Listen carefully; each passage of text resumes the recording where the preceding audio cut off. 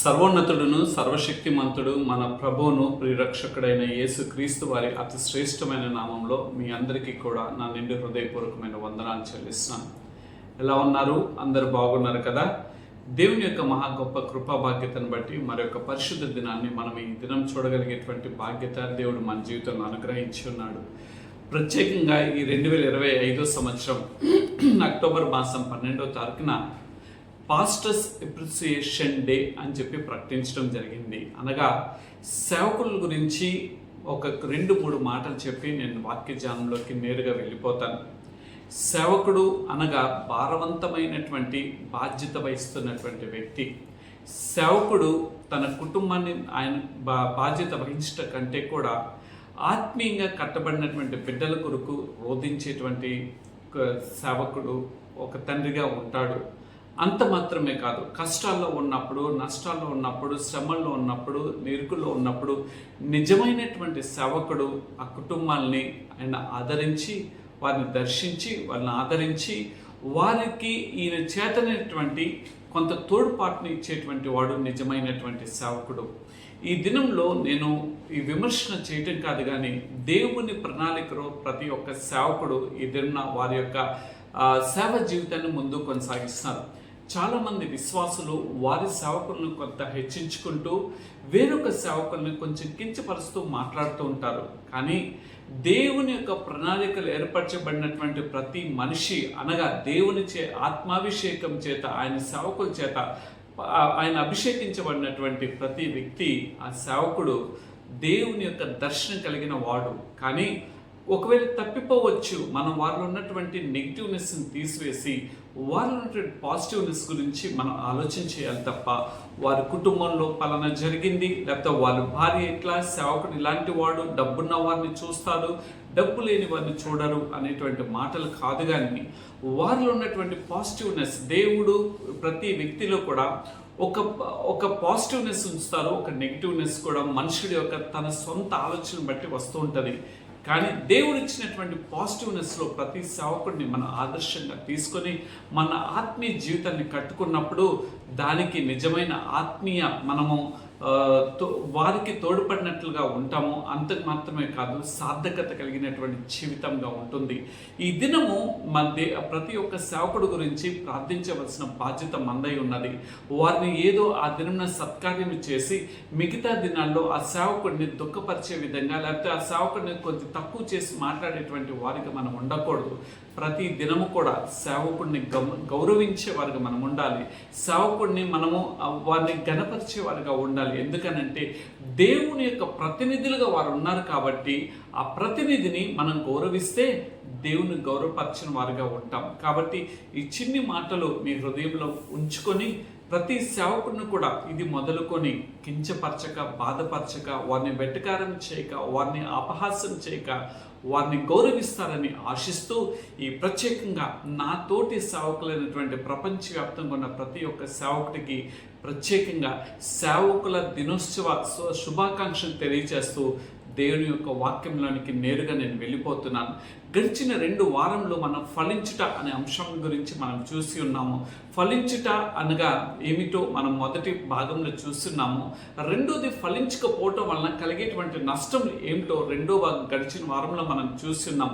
అయితే ఫలించడం వలన కలిగేటువంటి ఆశీర్వాదాలు ఏంటో ఈ 3వ భాగంలో చూసి ఈ యొక్క అంశాన్ని ఈ ప్రస్తుతానికి మనం ముగించుకుందాం. ఈ యొక్క అంశం గురించి, ఆశీర్వాదం గురించి ఆలోచన చేసినట్లయితే యోహాను సువార్త 15వ అధ్యాయం, let us come to the Gospel of John 15th chapter 7 and 8 verse. 7-8 వచనాలు ఈ విధంగా రాయబడి ఉన్నాయి. నా యందు మీరును మీ యందు నా మాటలను నిలిచి ఉండిన ఎడల మీకేది ఇష్టమో అడుగుడి, అది మీకు అనుగ్రహింపబడును. 8వ వచనం, మీరు బహుగా ఫలించటం వలన నా తండ్రి మహిమపరచబడును, ఇందు వలన మీరు నాకు నా శిష్యులవుదురు. దేవుడు ఈ వాక్యం మన వెనుకల్లో దీవించి ఈ వాక్యం ద్వారా మన ఆత్మీయ జీవితాలను దేవుడు బలపరచునుగాక. ఇక్కడ చదివినటువంటి మాటలను మనం గమనించినట్లయితే నా యందు మీరును అని అంటున్నారు. అంటే యేసుక్రీస్తు ప్రభువు వారు చెప్తున్నటువంటి ఈ మాట, మీరు నా యందు అనగా ఆయన మాటల యందు, ఆయన వాక్కునందు మనం నిలిచి ఉన్న ఎడల అని అంటున్నారు. అంత మాత్రమే కదా, ఆ మీరందు నేనును అంటే ఆ యొక్క మాటలు నిలిచిన్నప్పుడు దేవుని యొక్క వాక్యానుసారమైనటువంటి జీవితం జీవించినట్లయితే ఆయన మన యందు ఆయన నిలిచి ఉండటానికి ఇష్టపడతారు. ఎప్పుడైతే దేవుని యందు మనం నిలిచి ఉంటామో, దేవుని యొక్క వాక్యాన్ని మనం చేర్చుకుంటామో, దేవుని యొక్క వాక్యానుసారమైనటువంటి జీవితం మనం జీవిస్తామో, దేవుని యొక్క మాటలు మనం అంగీకరించేవారుగా ఉంటామో, అప్పుడు దేవుడు మనతో ఉండటానికి, మనతో నిలిచి ఉండటానికి ఆయన ఇష్టపడుతున్నాడు. ఎప్పుడైతే దేవుడు మన యందు నిలిచి ఉండటానికి ఆయన ఇష్టపడుతున్నాడో అప్పుడు మన జీవితంలో దేవుడు ఎలా ఉంటాడు అనంటే, తర్వాత మాట అప్పుడు నిల్చుండ మీకేది ఇష్టమో, ఎప్పుడైతే మనం ఆయన యందు నిలిచి ఉంటామో, మనం ఆయన యందు నిలిచి ఉన్నప్పుడు మనం అడగటం ప్రారంభిస్తే అడిగిన వాటికి ఆయన జవాబిస్తాడు. ఎలాంటి జవాబులు అంటే 3 ఆశీర్వాదాలు ఇక్కడ మనకి కనిపిస్తున్నాయి. సామాన్యంగా చెట్టు గురించి ఇక్కడ 15వ అధ్యాయం స్టార్టింగ్ లో ఉంటుంది. నేను నిజమైన ద్రాక్షవల్లిని అని చెప్పుకుంటూ వచ్చారు కాబట్టి ఇక్కడ ఒక చెట్టును అంటే ఒక గింజను మనము నాటుతాం. భూమిలో నాటినప్పుడు ఆ గింజ అలా వదిలిపెడితే ఆ గింజ ఎదగదు, అది ఆ గింజతోనే అది చనిపోతుంది. ఆ గింజ ఫలించాలి అని అంటే ఆ గింజకి నీరు పోయాలి. ఆ నీరు పోసినప్పుడు దినము అది అభివృద్ధి చెందబడుతుంది. అది అభివృద్ధి చెందబడి ఒక చిన్న మొలకెత్తుతుంది. ఆ మొలకెత్తింది మరలా నీరు పోసి దానికి కావాల్సిన ఎరువు ఏదైనా వేసిన, దానికి బలాన్ని ఇచ్చేటువంటిది ఏదైనా వేసినట్లయితే అది ఒక చిన్న మొక్కగా పెరుగుతుంది. ఆ మొక్కగా పెరిగింది ఒక వృక్షం అవుతుంది. ఆ వృక్షం అయినప్పుడు అది ఫలాలను ఇస్తూ ఉంటుంది. అంతేగాని మాది వేసినటువంటి గింజతో నేను గింజ వేసి ఉన్నాను కదా, ఆ గింజతో నాకు సరిపోతుంది, నాకు ఫలం వచ్చేస్తుంది అని ఏ మనుషుడు అనుకుంటే అది అవివేకమే. కానీ ఎప్పుడైతే మనము ఆ గింజను వేసిన విధంగా దానికి కావలసినటువంటి నీరును అది ఎదగటం కొరకు నీరు ఏ విధంగా అయితే ప్రతిదినం మనం అందిస్తామో, అది ఒక మెట్టుకు వచ్చేటప్పటికి అది దానికి కావలసినటువంటి బలాన్ని చేకూర్చేటువంటి ఎరువు లేకపోతే ఏదో ఒకటి వేస్తే ఆ ఎరువు వల్ల ఇంకా కొంచెం అభివృద్ధి చెందబడి అది ఒక చెట్టుగా ఎదుగుతుంది. ఆ చెట్టు ఇక ఎదిగినప్పుడు అది అనేకమైన ఫలాలను ఇస్తుంది. అదేవిధంగా మన దైనందిన మన ఆధ్యాత్మిక జీవితంలో కూడా మనం ఏదో దేవుని యందు నేను బాప్తిస్మం తీసుకున్నాను, దేవుని రక్షణ పొందుకున్నాను అనుకొని ఆ రక్షణ బాప్తిస్మంలో నేను ఉండిపోతే దేవుళ్ళకి రావడం వల్ల ఏమాత్రం కూడా దానివల్ల ఉపయోగం లేదు. నీ జీవితంలో ఉపయోగం రావాలి అనంటే నువ్వు దినదినము వాక్యం అనే బీజముల చేత ఆ నీటిని వేస్తూ ఉండాలి. ఆ నీటిని వేయటం వలన నీ ఆధ్యాత్మిక జీవితం పెంపొందింపబడుతుంది. నీ ఆధ్యాత్మిక జీవితంలో అభివృద్ధి ఉంటుంది. నీ ఆధ్యాత్మిక జీవితము ఒక ఉన్నతమైన స్థితిలోకి వెళ్తుంది. లేకపోతే నువ్వు ఎక్కడ వేసినటువంటి గింజ ఏ విధంగా అయితే ఆ గింజగానే ఉండిపోయి చచ్చిపోతుందో, నీ ఆత్మీయ జీవితం కూడా బాప్తిస్మం తీసుకున్నంత మాత్రమే నీ ఆత్మీయ జీవితం ఎదిగిపోయినట్లు కాదు. నువ్వు నిత్య రాజ్యంలోకి చేర్చబడతావని కాదు, నీ నిత్య రాజ్యాన్ని స్వతంత్రించుకుంటున్నావని కాదు. నీవు చేయవలసింది ఏమిటో తెలుసా?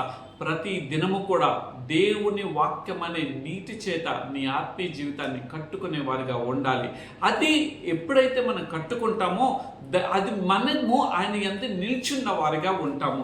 ఎప్పుడైతే అది గింజ మొక్కగా ఉన్నప్పుడు కొన్నిసార్లు అది వంకరగా వెళ్తూ ఉంటుంది. ఆ వంకరగా వెళ్తున్న సమయంలో ఎప్పుడైతే ఒక కర్ర కట్టి దానికి ఒక తాడు పెట్టి దాన్ని మళ్ళా నిటారుగా చేసినప్పుడు ఆ చెట్టు నిటారుగా ఎలా పెరుగుతుందో మనం కూడా కొన్నిసార్లు ఈ లోకంలో ఉంటున్నప్పుడు అనేక విషయాల్లో మనం పడిపోతాం. కుటుంబ విషయంలో పడిపోవచ్చు, బిడ్డల విషయంలో పడిపోవచ్చు, లేకపోతే మన భౌతికరమైన వాంఛలతో మనం పడిపోవచ్చు, లేకపోతే ఒక ఆశలు మన జీవితంలో రేకెత్తినప్పుడు వాటి చేత ఆత్మీయ స్థితిలో మనం పడిపోవచ్చు. మరలా ఏ కర్ర ఆ యొక్క తాడును పెట్టి మనం కడతామో, వాక్యం అనే కర్ర చేత మనం పెంపారింపబడినప్పుడు, వాక్యం చేత మనం నింపబడినప్పుడు, వాక్యంలో మనం పయనిస్తున్నప్పుడు ఆ వాక్యము మనలో ఉన్నటువంటి తప్పిదాలను అది తెలియచేస్తుంది, మనలో ఉన్నటువంటి దోషాలను తెలియచేస్తుంది, మనలో ఉన్నటువంటి తరుగుదల ఏమిటో మరలా ఎదుగుదలకు అది సహాయపడుతుంది. కాబట్టి మనం చేయవలసింది ఏమిటి అనంటే మన జీవితం ఎప్పుడు కూడా దేవునిలో ఆనందించేదిగా ఉండాలి, దేవునిలో ఫలించేదిగా ఉండాలి, దేవునిలో అభివృద్ధి పరచబడేదిగా ఉండాలి. అంతే తప్ప ఎప్పుడైతే మనము మన స్థితి అక్కడితోనే ఉండిపోతే మనము చివరికి ఎండిపోయిన వారిగా అయిపోతాం. ఎండిపోతాము. ఎండిపోయినప్పుడు ఏమవుతుందో గత వారంలో నేను చెప్పి ఉన్నాము. ఎండిపోతే అది ఏమి చేయబడుతుందంటే పారవేయబడుతుంది. ఆ పారవేయబట్ట మాత్రమే కాదు కానీ అది చివరికి అగ్నిలో కాల్చివేయబడుతుంది. మనము దేవుడు మనల్ని ఇంకనూ ఆయుష్నిచ్చి పెంపొందింప చేస్తుంది. మనం అగ్నిలో కాలిపోవటానికి కాదు, ఆయన యొక్క నిత్య రాజ్యంలో మనం ఉండుట కొరకే. కాబట్టి ఈ దినము దేవుని యొక్క వాక్యం నీకు నాకు సెలవిస్తున్నది ఏమిటి అని ఆలోచన చేసినట్లయితే మనం ఆయన మాటలు అంటే ఆయన యందు మనం నిలిచిండినలా మనకి ఏది ఇష్టమో అది ఆయన అనుగ్రహించు వాడై ఉన్నాడు. ఎప్పుడైతే ఆయన ఇష్టతగా ఒక తండ్రిగా ఒక తల్లిగా మన బిడ్డలు మన ఇష్ట ప్రకారం నడుస్తుంటే మనం చెప్పినటువంటి మాటలను వాళ్ళు ఆలకించి మన యొక్క మాటలకు వాళ్ళు గౌరవించినప్పుడు ఒక తల్లిగా ఒక తండ్రిగా మనం ఎంత ఆనందపడుతుంటాం.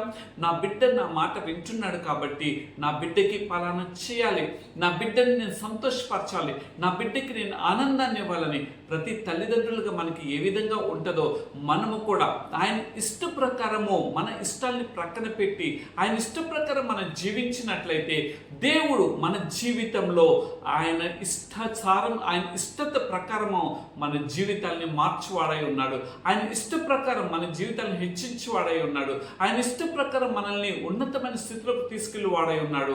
మీరు అంటూ ఉండవచ్చు, లోకంలో ఉన్నటువంటి దేవుని ఎరగని వారు ఎదగట్లేదని. అంటే వారి ఎదుగుదల ఈ లోకానికి సరిపోతుంది కానీ క్రైస్తవుని యొక్క ఎదుగుదల ఈ లోకంలో దరిద్రుడుగా ఉండవచ్చు, ఈ లోకంలో ఒక లోబిగా ఉండవచ్చు, లేకపోతే ఈ తక్కువ స్థితిలో ఉన్నవాడు అధముడుగా ఉండవచ్చు, ఈ లోకంలో నేను తృణీకరించబడేటట్లుగా ఉండవచ్చు, నేను త్రోసివేసేవాడిగా ఉండవచ్చు. కష్టాలు ఉంటాయి, శ్రమలు ఉంటాయి, ఇరుకులు ఉంటాయి, ఇబ్బందులు ఉంటాయి. కానీ వాటిని నువ్వు లెక్క చేయక దేవుని యొక్క వాక్యం నందు నిలిచి ఉన్నట్లయితే మనము ఏది ఇష్టమో అది అడిగితే మన దేవుడు మనకు అనుగ్రహించి వాడై ఉన్నాడు. మన దేవుడు మనకు కలుగచ్చేవాడై ఉన్నాడు. ఆయన మన అడిగిన దానికి జవాబిచ్చి వాడై ఉన్నాడు. అందుకని ఈ దినము దేవుని యొక్క ఆశీర్వాదాల గురించి మనం ఆలోచన చేసినట్లయితే 3 విషయాలు ఇక్కడ నేను చెప్పాలని ఇష్టపడుతున్నాను. మొదటిగా ఆలోచన చేసినట్లయితే అడుగునది అనుగ్రహించేవాడు. ఇక్కడ చదవబడిన 7వ వచనం ఉంది కదా, మీకు అడిగి నిల్చున్న మీకేది ఇష్టం అడుగుటం అది మీకు అనుగ్రహింపబడిన. అంటే అడగటం అనేది మనం చేయాలి.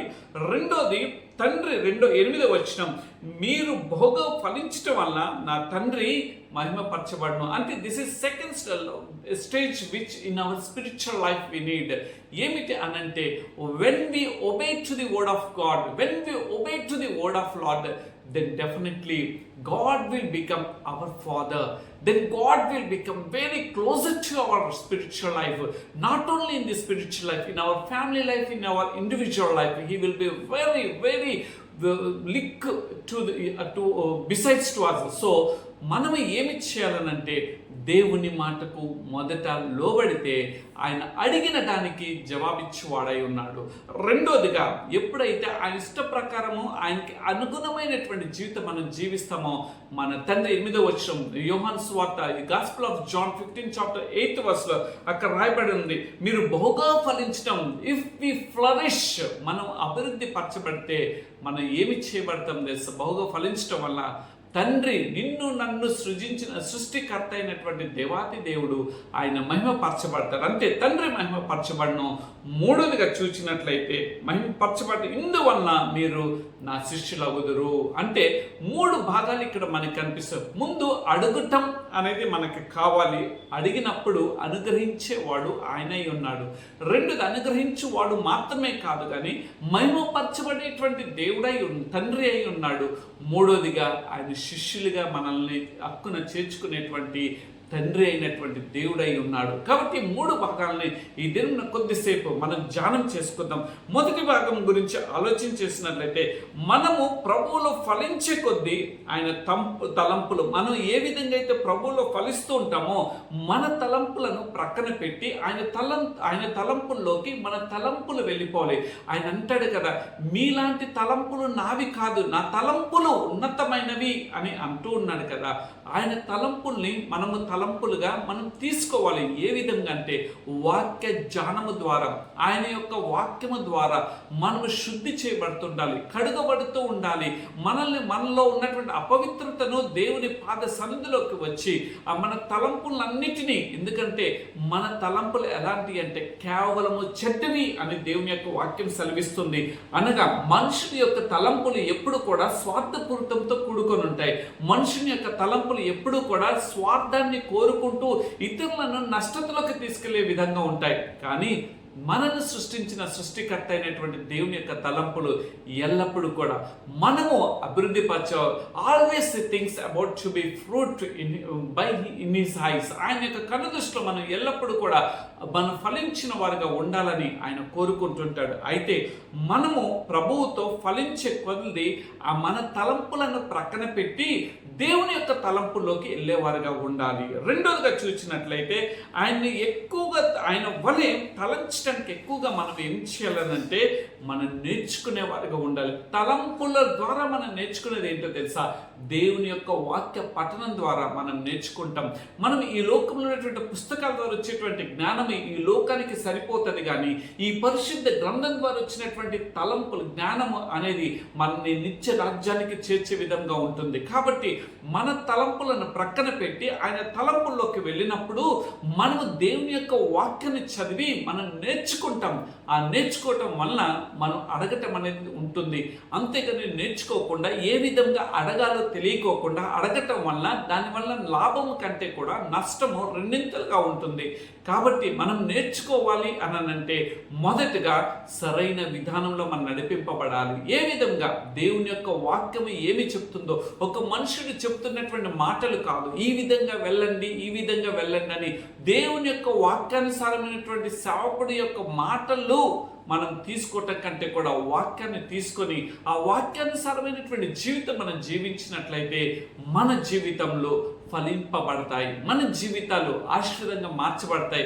నువ్వు ఆశీర్వదింపబడాలంటే మొదటగా చేయవలసింది ఏమిటో తెలుసా? మన తలంపులను ప్రక్కన పెట్టి ఆయన తలంపులను మనం అడిగేవారిగా మనం ఉండాలి. అది గమనించుకుంటూ మనం ముందుకు వెళ్ళినట్లయితే కనుక ఆయన మన వాక్య జ్ఞానం ద్వారా ఆయన గురించి ఎక్కువగా తెలుసుకుంటామో అంత ఎక్కువగా ఆయన యొక్క చరిత్రని మనం గ్రహించేవారుగా ఉంటాం.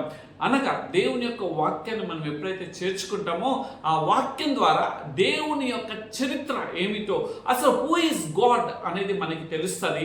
Why he created human being, మనుష్యుడిని ఎందుకు ఆయన సృష్టించాడు. Before creating the human being he created nature. ఆయన ఏ విధంగా అయితే ఈ భూమి ఆకాశం సమస్తాన్ని ఈ దేవుడు ఆయన నిర్మించున్నాడో ఆ నిర్మాణకుడి యొక్క నిర్మాణత్వం అంతా కూడా మనకి అర్థం అవుతుంటుంది.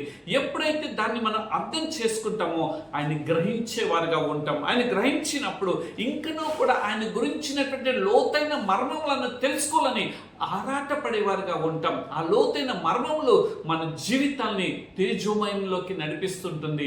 కాబట్టి మనం చేయవలసింది ఏమిటి తెలుసా?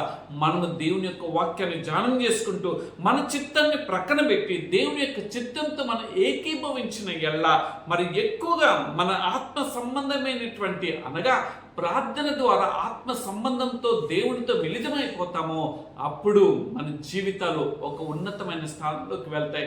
మన జీవితాలు ఒక ఆశీర్వదకరంగా మార్చబడతాయి. మన జీవితాలు అనేక మందికి దీవెనకరంగా మార్చబడతాయి.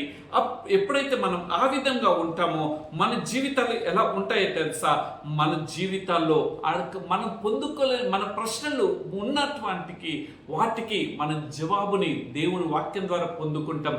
ఈ లోకంలో ఎక్కడ ఈ గూగుల్ సర్చ్ చేసినా లేకపోతే ఇంకా ఆ సర్చ్ ఈ సర్చ్ ఏ సర్చ్ చేసినా దేవుని అందును సర్చ్ చేసినట్లయితే ప్రతి ప్రశ్నకు జవాబు ఆయన దగ్గర నుండి దొరుకుతూ ఉంటుంది.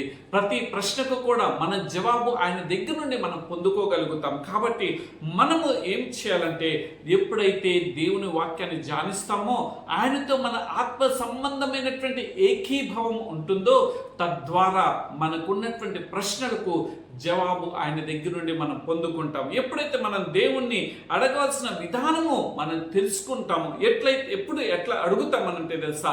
ఏవే విషయంలో మనం అడుగుతాం తెలుసా? మనం గ్రహించినట్లయితే మొదటగా చూచినట్లయితే కీర్తనకారుడు రాస్తాడు కదా, 2వ సంకీర్తనలోకి మనం వెళ్దాం. 2వ సంకీర్తన 8వ చరణంలో ఉంటుంది, నన్ను అడుగుము జనములను నీకు స్వాస్థ్యముగాను భూమిని దిగంతముల వరకు సొత్తుగాను ఇస్తాను అని అంటున్నారు.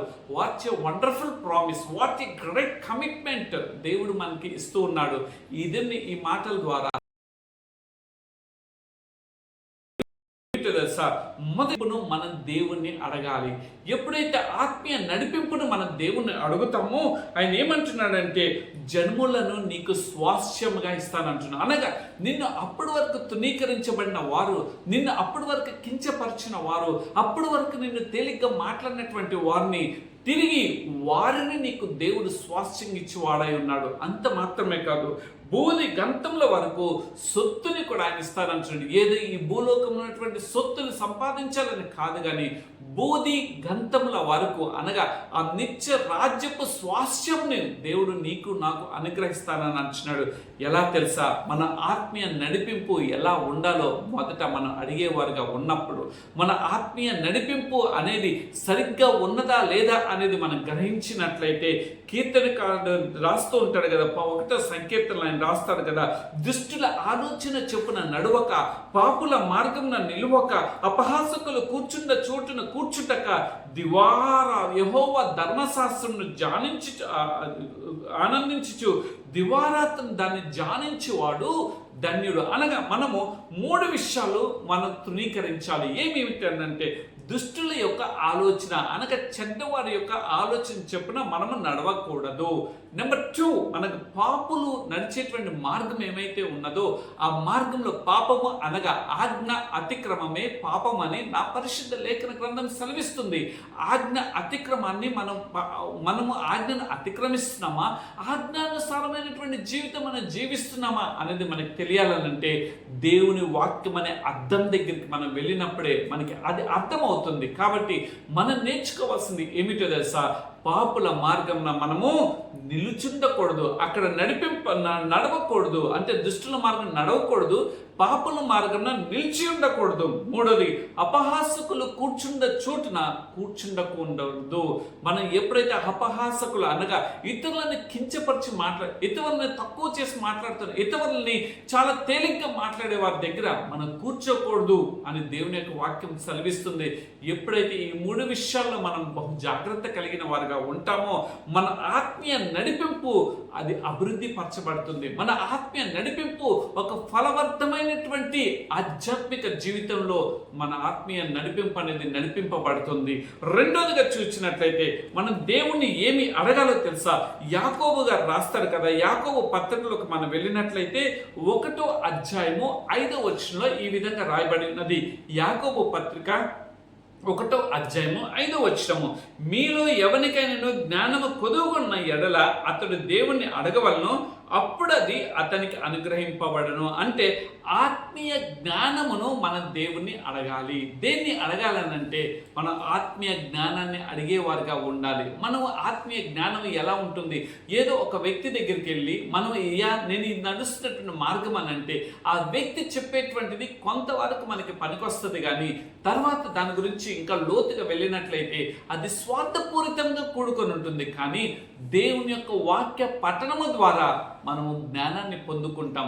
అందుకనే సామెతల గ్రంథకర్త రాస్తూ ఉంటాడు కదా, యెహోవా యందు భయభక్తులు కలిగి ఉండుట జ్ఞానమునకు మూలము అని అంటాడు. యెహోవా యందు భయభక్తులు కలిగి ఉండుట అది జీవ జలము అని అంటున్నాడు. ఎప్పుడైతే దేవుని యందు భయము భక్తి కలిగిన వారుగా ఉంటామో మనలో వచ్చేటువంటిది ఏంటో తెలుసా? ఆత్మీయ జ్ఞానము. ఈ ఆత్మీయ జ్ఞానాన్ని మనం దేవుడి దగ్గర అడిగేవారుగా ఉండాలి అని ఈ మాట ద్వారా అర్థమవుతుంది.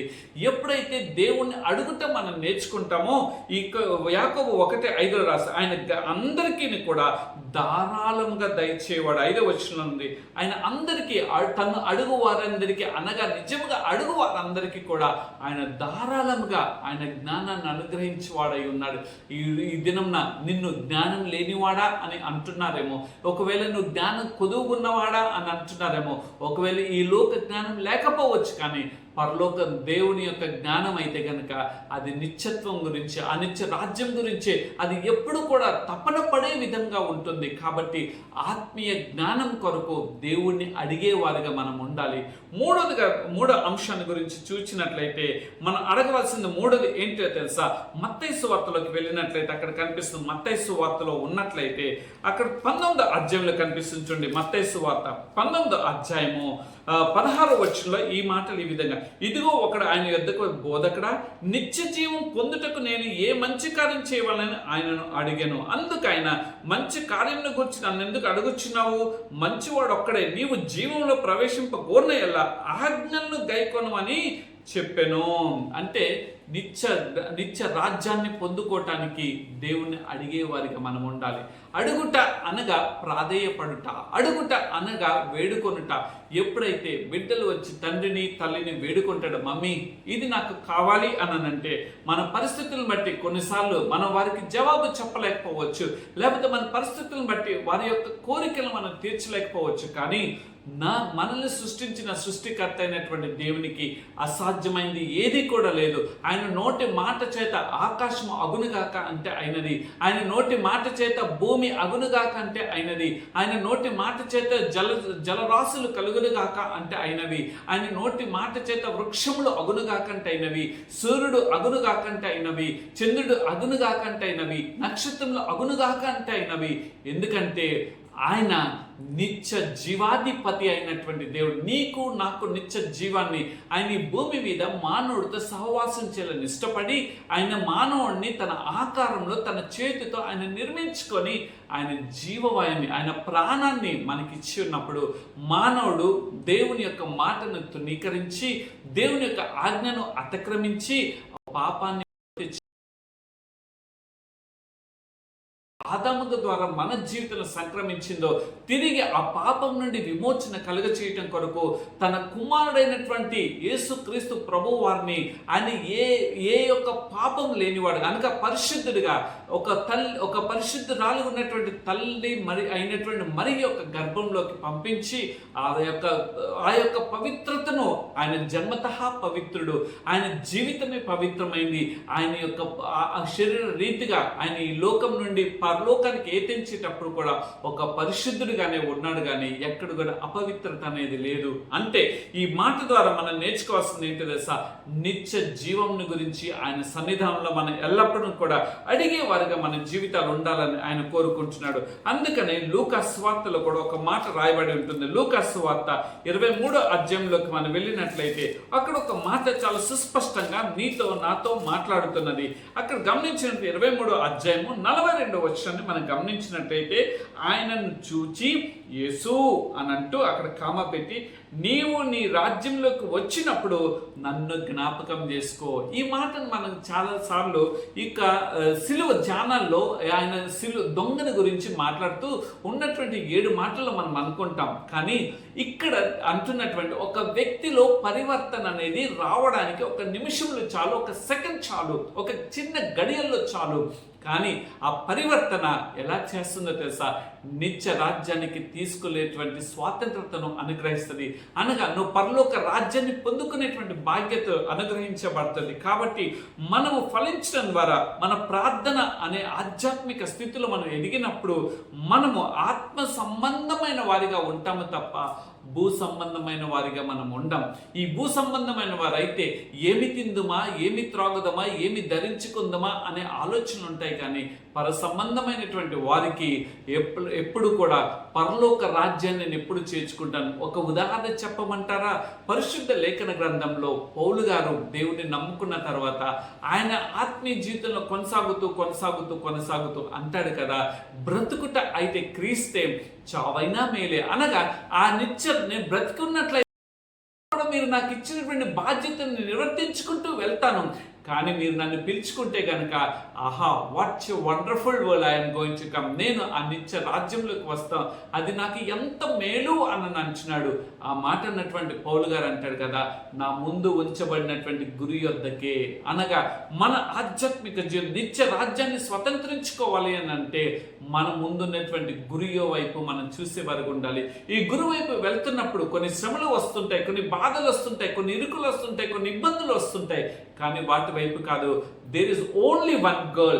What the girl is my eyes has to be keep on that girl. When we keep our goal perfectly, definitely we can reach that goal. మనము ఆ యొక్క గమ్యానికి మనం చేర్చబడతాము అని ఈ మాట ద్వారా అర్థమవుతుంది. కాబట్టి మన ఆత్మీయ జీవితంలో మనం దేని గురించి అడగాలంటే దేవుని దగ్గర మన ప్రార్థన, మన యొక్క జ్ఞానము, మన హృదయము మన పరుచుకున్న ఇగో ఆత్మీయ నడిపింపు నాకు కావాలి. రెండోది నాలో కావాల్సింది జ్ఞానం కావాలయ్యా. మూడోదిగా నాయన నా జీవితంలో నిత్య జీవాన్ని పొందుకునే బాధ్యత కావాలని మనం దేవుణ్ణి అడగాలి.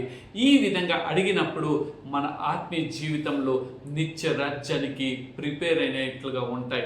రెండో అంశం గురించి ఎప్పుడు చూసుకుందాం. అడుగుడి మీకు ఇయ్యబడును అనే అంశాన్ని మనం చూస్తున్నాం.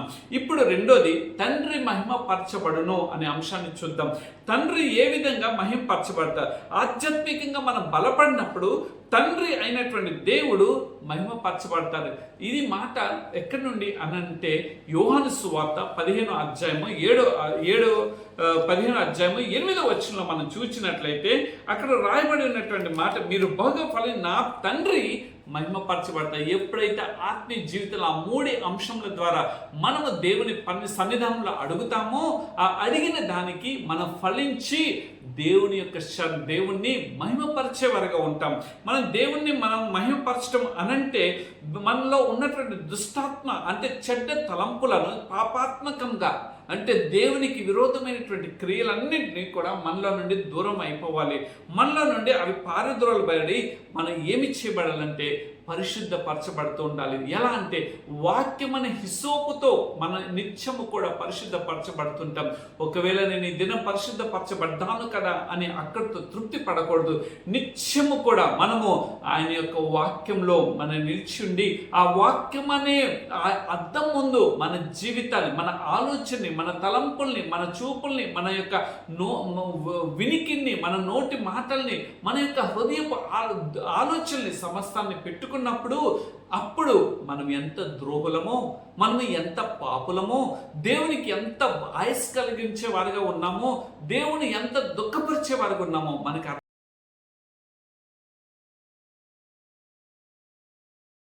కూడా మనం ఏమి చేయాలి? దేవుని దగ్గరికి మనం వచ్చి నిశ్చయముగా అంటే తప్పనిసరిగా ఆయన మన దేవుడని మన హృదయపూర్వకంగా అంటే కర్మ అంటే వాచ అని అంటాం కదండి, మన యొక్క మనసుతో మాత్రమే కాదు కానీ మన దేహముతో, మన ఆత్మతో ఆయన దేవుడు గొప్పవాడని మనం ఒప్పుకున్నప్పుడు ఆయన నామం మహింపరచబడుతుంది. ఎక్కడెక్కడ ఆయన నామం మహింపరచబడేటట్లుగా మనం ఉండాలో తెలుసా? చూపిస్తాను ఆ విషయాలు కూడా. ప్రతి క్రైస్తవుడు కూడా దేవుని యొక్క నామాన్ని మహింపరచబడటం అంటే ఏదో నీకు ఆస్తి పాస్తులు ఉండి ఒక 10 కార్లు ఉండో, లేకపోతే ఒక 10 బంగ్లాలు ఉండో, 100 ఎకరాల స్థలం ఉండో, అది కాదు. That is not your real blessing. If God permits you it's good, but what I want to say is ఎప్పుడైతే మనం ఆధ్యాత్మికంగా బలపరచబడి ఇతరులను అనగా ఎలాంటి వారినో తెలుసా, ఎట్లా మహింపరచబడే వారిగా మనం ఉంటామో తెలుసా?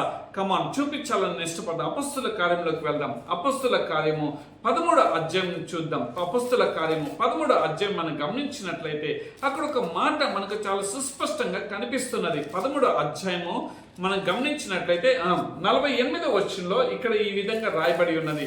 అపొస్తలుల కార్యం acts 13th chapter 48th verse ఏమని రాయబడి ఉన్నది అని అంటే అక్కడ అన్యజనులు ఈ మాటలు విని సంతోషించి దేవుని వాక్యమును మహిమపరచిరి.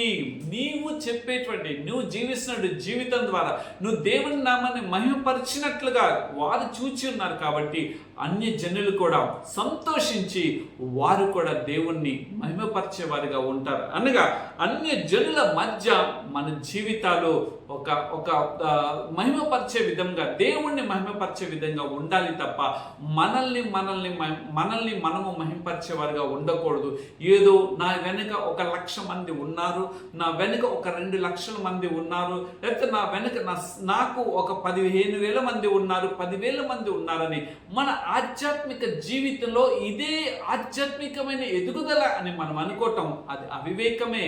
కానీ ఎంతవరకు నీ యొక్క మాటల ద్వారా అన్ని జనులను దేవుని దగ్గరికి నడిపించేవనేది అది చాలా ప్రాముఖ్యత అయి ఉన్నది. ఎప్పుడైతే నడిపిస్తావో దేవుణ్ణి మహిమపరిచిన వాడిగా ఉంటావు. ఎప్పుడైతే నడిపిస్తావో దేవుని నామాన్ని ఘనపరిచినటువంటి వ్యక్తిగా ఉంటావు.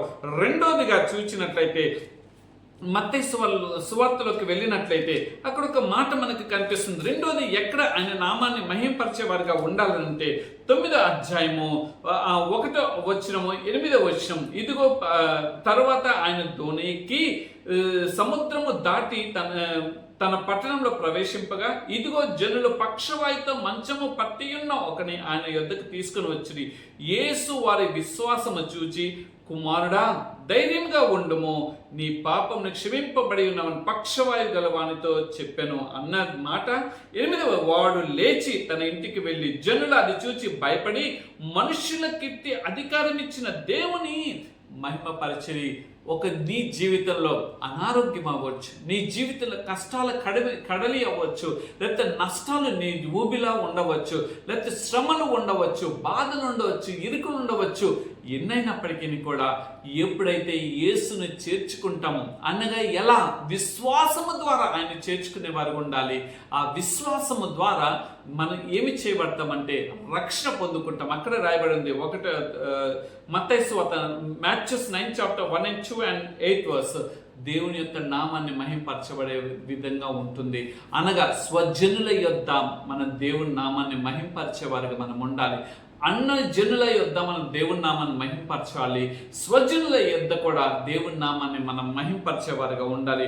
మూడోదిగా చూసినట్లయితే ఎక్కడనంటే లూకా సువార్తలకు మనం వెళ్ళినట్లయితే అక్కడ ఒక మాట కనిపిస్తుంది. లూకా సువార్త 7వ అధ్యాయము 16వ వచనాన్ని మనం గమనించినట్లయితే ఉంది, అందరూ భయక్రాంతులై మనలో గొప్ప ప్రవక్త బయలుదేరి ఉన్నాడని, దేవుడు తన ప్రజలకు దర్శనం గ్రహించి ఉన్నాడని దేవుని మహిమపరిచిరి. అనగా తన ప్రజలందరి ఎదుట, అనగా విశ్వాసుల ఎదుట దేవుని నామాన్ని మహింపరిచేవారుగా ఉండాలి, దేవుని నామాన్ని గణపరిచేవారుగా ఉండాలి, దేవుని నామాన్ని ప్రస్తుతించేవారుగా ఉండాలి. ఆయన చేసిన ఉపకారంలో, అందుకని కీర్తనకారుడు 103వ సంకీర్తనలో రాస్తుంటాడు కదా, ఆయన చేసిన ఉపకారంలో దేనిని మర్చిపోయేవారుగా మనం ఉండకూడదు. అనగా అది ఏదేమైనప్పటికీ కూడా ఒకవేళ మన శరీరము బలహీనమే, ఈ దినం ఉన్నటువంటి శక్తి సామర్థ్యాలు రేపటి దినం మనకు ఉండవద్దు.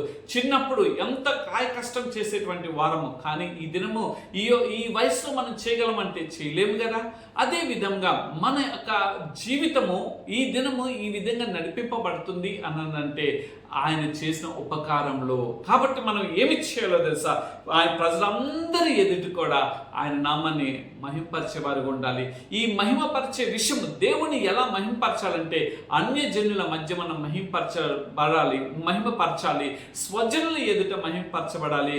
మూడోదిగా సమస్త జనులందరూ, అనగా విశ్వాసులందరి మధ్య కూడా దేవుని నామాన్ని మహింపరిచేవారుగా ఉంటే దేవుడు మనల్ని ఫలించేటట్లుగా చేస్తున్నాడు. అందుకని అంటాడు, మీరు బహుగా ఫలించెదరు అని 8వ వచనంలో రాయబడి ఉన్నది. మనం బహుగా ఫలించాలని నన్ను కోరుకుంటున్నాడు. 3వ అంశంలోకి వెళ్ళినట్లయితే దేవుని శిష్యులు అవుదురు. మనం ఎప్పుడు దేవుని శిష్యులు అవుతామో అనే విషయాన్ని చూసినట్లయితే, మనం ఎప్పుడైతే ఆయనలో ఫలిస్తామో, మనం ఎప్పుడు ప్రభువుని పోలి మన జీవితం ఉంటుందో, అనగా అందుకని పౌలు గారు రాస్తారు కదా, నేను క్రీస్తును పోలి నడుచుకుని ఉండినట్లు మీరును కూడా నన్ను పోలి నడుచుకొనుడి. ఎందుకనంటే క్రీస్తు పడినటువంటి శ్రమలను పౌలు గారి జ్ఞాపకం చేసుకుంటున్నారు. ఆయన పడినటువంటి బాధలను జ్ఞాపకం చేసుకుని నేను ఎంతటి వాడను అని అంటున్నాడు. నాలాంటి దౌర్భాగ్యుడు ఎవడైనా ఉన్నారా అని తనకి ఎంత రిపెంట్ కన్ఫెస్ అవుతున్నాడో మనము కూడా ఏమి చేయాలో తెలుసా? ప్రతి దినము కూడా మనం ఫలించాలి అని అంటే మన ప్రభువును పోలినటువంటి జీవితం మనకు కావాలి. అందుకనే ఆ యొక్క మాదిరికరం నాలో ఉన్నటువంటి శరీర రక్త మాంసం కలిగినటువంటి ఒక పూర్వమైతే నేను దుష్టుడును దుర్మార్గుణ్ణి అని ఒప్పుకున్నటువంటి సౌలు గారు అనేటువంటి పౌలు గారు ఈ దినం తను అంచినటువంటి మాట ఏంటో తెలుసా? నేను క్రీస్తును పోలి ఏ విధంగా అయితే నేను నడుచుకొని ఉన్నానో మీరు కూడా నన్ను పోలి నడుచుకొనుడి అని అంటున్నాడు. ఈ దినము దేవుణ్ణి పోలి నడుచుకునే వారుగా ఉంచినామా, లేకపోతే ఈ లోకాన్ని పోలి క్రైస్తవుడే ఈ లోకాన్ని పోలి నడుచుకునే వారుగా ఉంచినారా?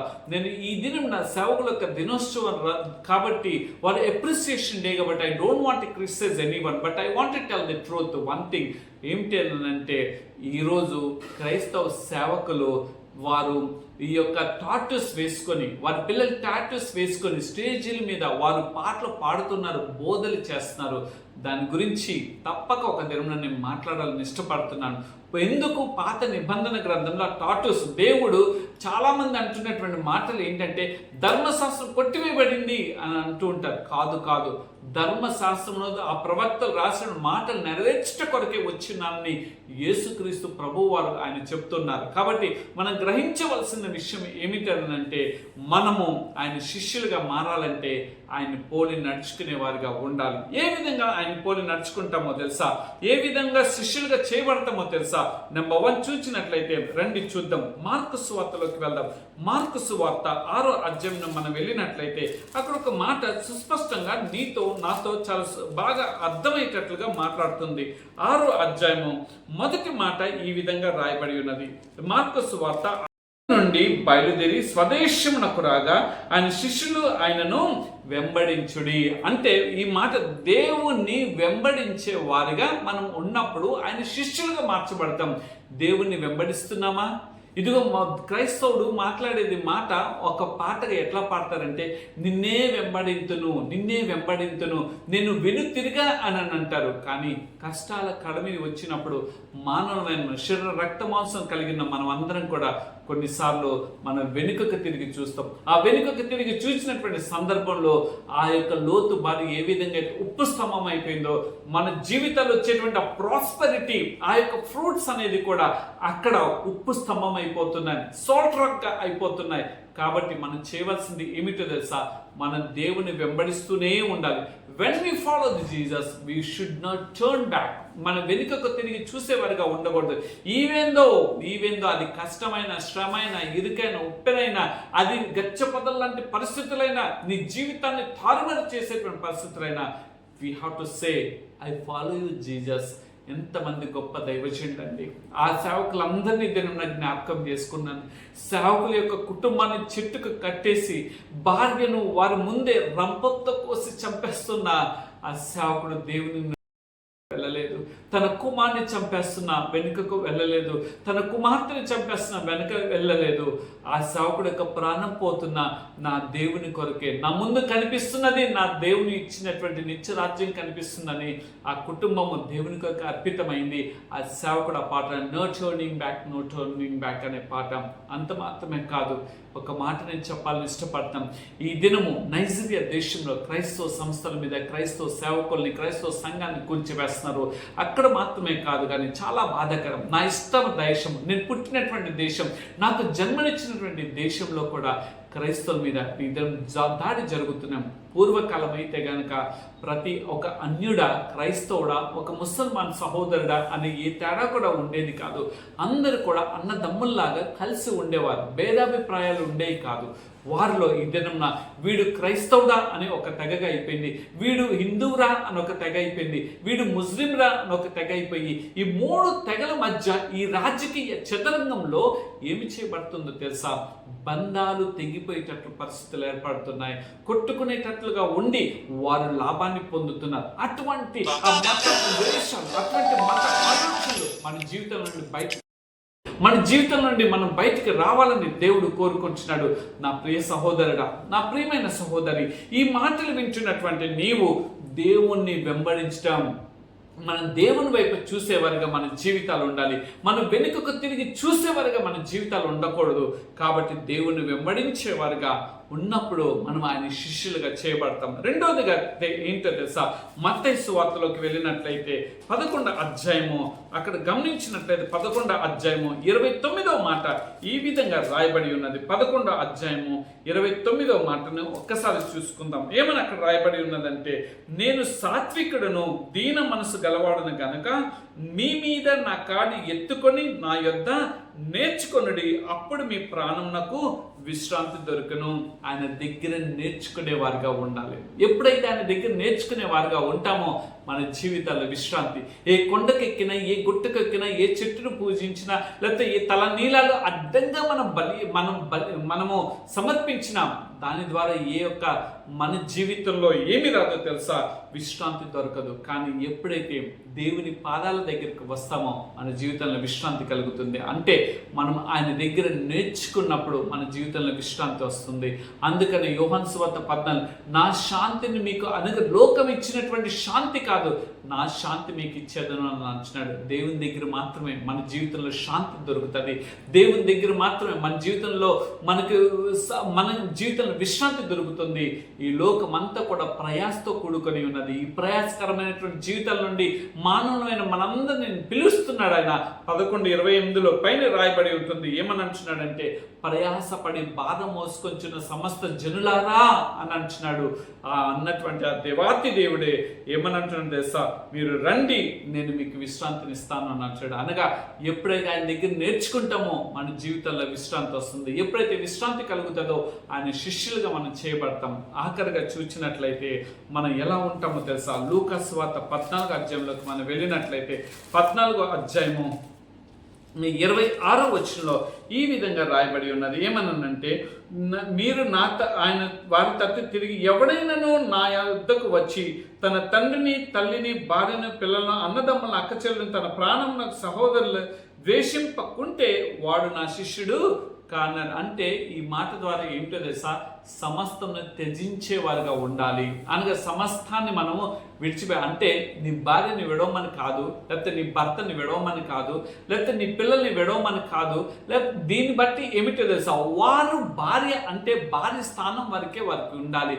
భర్త అంటే భర్త దేవుడిచ్చిన భర్తకు గౌరవిస్తూ నీ ఆధ్యాత్మిక జీవితంలో నీవు దేవుని కొరకు దేనికైనా సమర్పితం అంటే త్యజించే వ్యక్తిగా మనం ఉంటే మనం ఆయన శిష్యులుగా మారుతాం. ఈ మాటను ఎందుకు చదివి ఉన్నానో తెలుసా? ఈ లూకా సువార్త 14, Luke 14:26 why I read, నేను ఒక మాట చెప్పాలనుకుంటున్నాం. We have to be a sacrificial Christian. మనము ఒక త్యాగం చేసే క్రైస్తవుడుగా ఉంటే ఆయన శిష్యులుగా మార్చబడతారు. పూర్వము ఆయన శిష్యులందరూ కూడా సమస్తాన్ని విడిచిపెట్టి వాళ్ళ తల్లిదండ్రులను విడిచిపెట్టినారు. ఇంకా చెప్పన వారికి అన్నం పెట్టేటువంటి ఆ దోణల్ని విడిచిపెట్టిన వలల్ని విడిచిపెట్టి ఆయన వెంబడించి ఉన్నారు. ప్రపంచ దేశాలకు వెళ్ళి ఉన్నారు. ఈ దినం ఈ జీవ గ్రంథంలో వారి పేర్లు రాయబడి ఉన్నాయి. ఈ మాటలు వింటున్నటువంటి నా ప్రియ సహోదరుడా, నా ప్రియమైన సహోదరి, నీ జీవితంలో దేవుడు ఒక దేవుడిగా ఉండాలని అనుకుంటున్నాడు. నీ జీవితం ద్వారా ఆయన నామాన్ని మహింపరచబడాలని అనుకుంటున్నాడు. నీ జీవితము ఆయన శిష్యుడిగా చేర్చుకోవాలని ఆయన ఇష్టపడుతున్నాడు. అయితే నువ్వు ఇష్టపడుతున్నావా? ఈ 3 ఆశీర్వాదాలు ఇవ్వటం వల్ల నువ్వు బహుగా ఫలిస్తావని దేవుని యొక్క వాక్యం సెలవిస్తుంది. నువ్వు బహుగా ఫలించాలి అని అంటే మొదట ఆయన అడిగే విధానంలో ఉండాలి. రెండోది ఆయన మహింపరిచే విధంగా ఉండాలి. మూడోది ఆయన శిష్యులుగా ఉన్నప్పుడు నువ్వు బహుగా ఫలిస్తావు. ఆ ఫలించడం వల్ల నువ్వు ఆశీర్వదింపబడతావు. నువ్వు మాత్రం ఆశీర్వదింపబడటం మాత్రమే కాదు, కానీ అనేక మందిని నువ్వు ఆశీర్వాదకర్తలుగా నువ్వు ఒక రూట్ కాజ్గా ఉంటావు. ఈ మాటల ద్వారా దేవుడు మన ఆధ్యాత్మిక జీవితాన్ని బలపరిచి ఆయన నిత్య రాజ్యాన్ని పొందుట కొరకు మన దేవుడు ఆయన ఆయుక్తపరచునుగాక. ఆమేన్. రండి చిన్న ప్రార్థన చేసుకుందాం. సర్వోన్నతుడా, సర్వశక్తిమంతుడా, మా గొప్ప ప్రియ పరలోకపు తండ్రి, ఈ పరిశుద్ధ దినం నాయన ఫలించటం వలన కలిగేటువంటి ఆశీర్వాదాలు ఏంటో మీరు మాకు తెలియచేస్తున్నారు. అవును తండ్రి, మేము సరైన రీతిలో అడిగిన వాటన్నిటిని ఇచ్చేటువంటి దేవుడు. రెండోది, ఆ పొందుకున్న ద్వారా మీ నామాన్ని మేము మహింపరిచే వారిగా మేము ఉండాలి. ఎప్పుడైతే మీ నామాన్ని మేము మహింపరచబడతామో మీ శిష్యులుగా మేము ఎంచబడతాం. ఈ 3 విషయాలు ఆశీర్వాదానికి కారణాలు మీరు మాకు తెలియజేస్తున్నారు. మేము బహుగా ఫలించాలని మీరు కోరుకుంటున్నారు. ఈ లోకంలో మేము ఫలించే వృక్షాలుగా అనేక మందికి ఫలాలు ఇచ్చేవారిగా మా జీవితాలు ఉండినట్లుగా సహాయం దయచేయండి. మాలో ఉన్న స్వార్థాన్ని తీసివేయండి. నిస్వార్థంగా ఏదైతే మీ ప్రియకుమారుడైనటువంటి యేసుక్రీస్తు ప్రభువు వారు ఏమీ దాచుకోకుండా సమస్తాన్ని ఆయన దారదత్తం చేస్తున్నారో ఆయన మేము అంత త్యాగపూర్తులం కాదు. కానీ తండ్రి, మా శక్తికి మించినటువంటిది మేము కోరుకోవట్లేదు, కానీ మా శక్తికి తగినటువంటి మేము ఉపచారం చేసేవారుగా మా జీవితాలు ఉన్నట్లుగా సహాయం దయచేయండి అయ్యా. అప్పుడు మేము బహుగా ఫలిస్తామని మీ యొక్క ఆశీర్వాదాలు ఏంటో 3 విషయాలు మాకు తెలియజేస్తున్నారు నాయన. ఈ గత 3 వారంలో ఫలించుట అంటే ఏమిటో, ఫలించకపోవటం మనకు జరిగే నష్టాలు ఏంటో మీరు మాకు తెలియజేస్తున్నారు.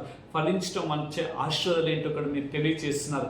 కాబట్టి నాయన, ఈ మాటలు మా జీవితంలో మేము దాచిపెట్టుకొని ప్రతి దినము కూడా ఈ వాక్యాన్ని మేము నెమరవేసుకుంటూ మీలో బహుగా ఫలించే కృపా బాధ్యత దయచేయమని అడుగుచున్నాం. అభాగ్యుడిని, ఎన్నిక లేని వాడిని, పడిపోయిన వాడిని, చెడిపోయిన వాడిని ప్రభా, అయినా మీ కృప నన్ను విడిచిపెట్టక ప్రభా, అనునిత్యం కూడా నన్ను కాపాడి భద్రపరుస్తూ మీ యొక్క సత్య వాక్కుల్ని వివరించే కృపా బాధ్యత నాకు మా అందరికి మీరు దయచేసినందుకు మీ కృతజ్ఞత చెల్లిస్తూ గత వారం అంతా కూడా మీరు కాపాడి ఉన్నారు తండ్రి. ఇచ్చినటువంటి నూతన వారాన్ని బట్టి మీకు వందనాలు చెల్లిస్తాం. ప్రత్యేకంగా this is the day of appreciation of pastors. అయ్యా, మీ సేవకులు అందరి గురించి కూడా ప్రార్థన చేస్తున్నాం. ఈ దినమంటూ మేమంటూ బ్రతికి ఉన్నామంటే, ఈ దినమంటూ మీ సేవ భారంలోకి నేను రాగలిగానంటే అనేక మంది సేవకులు చేసినటువంటి త్యాగమే. ప్రత్యేకంగా తండ్రి, ఈ లోకంలో ఉన్నప్పుడు నేను ఒక సేవకుడుగా మారాలని ఆయన పడిన దుఃఖమే ప్రభా, ఈ దినం నేను ఒక పాదదాసుడుగా మార్చి ఉన్నాం తండ్రి. ఈ సేవకులందరినీ మీ హస్తాల్లోకి అప్పగిస్తాం. ప్రతి సేవకుడి యొక్క ఆధ్యాత్మిక జీవితాన్ని మీ హస్తాల్లో పెడుతున్నాం. వారి సేవని ఫలింపచేయమని అడుగుచున్నాం తండ్రి. అంతమాత్రం వారి కుటుంబాన్ని దీవించండి ప్రభుగా. ఫలించినట్లుగా సహాయం దయచేయండి. దాన్ని ఎక్కువగా ఫలించినట్లుగా సహాయం దయచేయండి. బహుగా ఫలించినట్లుగా సహాయం దయచేయమని మీ కృప కలిగిన హస్తాలకి మమ్మల్ని అందరినీ కూడా అప్పగించుకుంటూ, అయ్యా మీ బిడ్డలు ఇదిగో మీ వాక్యాన్ని వింటూ ఉన్నారు, వినబోతున్నారు, వారందరినీ కూడా మీరు సంధించి వారి జీవితంలో ఒక నూతన కార్యం జరిగించమని, ఈ వాక్యం చేత అనేక మంది బలపరచబడినట్లుగా సహాయం దయచేయమని మీ దయగలిగిన హస్తాలకి మమ్మల్ని మేము అప్పగించుకుంటూ ప్రభు అయిన యేసు క్రీస్తు వారి అతి శ్రేష్టమైన నామల్ని ప్రార్థన అడిగి వేడుకొంచున్నాం తండ్రి. ఆమేన్. తండ్రి దయ, కుమారుని ప్రేమ, పరిశుద్ధాత్మ అన్యోన్య సహవాసం మనందరికీ ఆయన కృప ఉండి మనల్ని బహుగా ఫలించినట్లుగా దేవుడు మనల్ని దీవించునుగాక. ఆమేన్, ఆమేన్, ఆమేన్. మంచిది నా ప్రియ సహోదరుడా, నా ప్రియమైన సహోదరి. దేవుని యొక్క మహా గొప్ప కృపా బాధ్యతను బట్టి ఈ 3 భాగంలో ముగించటానికి దేవుడు సహాయం చేస్తున్నాడు. ఏదో ఒక చిన్న రేణువుని ఈ 3 భాగాల్లో నేను పంచుకున్నాను. రానున్న దినాల్లో దేవుడు ఇంకను ఏమైనా ఆత్మీయతలో ఇంకను నూతన వర్తమానంలో తెలియజేసినట్లయితే ఈ అంశం గురించి మాట్లాడతాను. నా గురించి, మా పరిచర్ల గురించి మీ అనుదినంలో ప్రార్థన చేయమని కోరుకుంటూ మీ గురించి అనునిత్యం ప్రార్థన చేస్తున్నాం. మీ యొక్క ఆత్మీయ సహోదరుడు Kalpala Sanjay. Thank you very much. God bless you all. Shalom.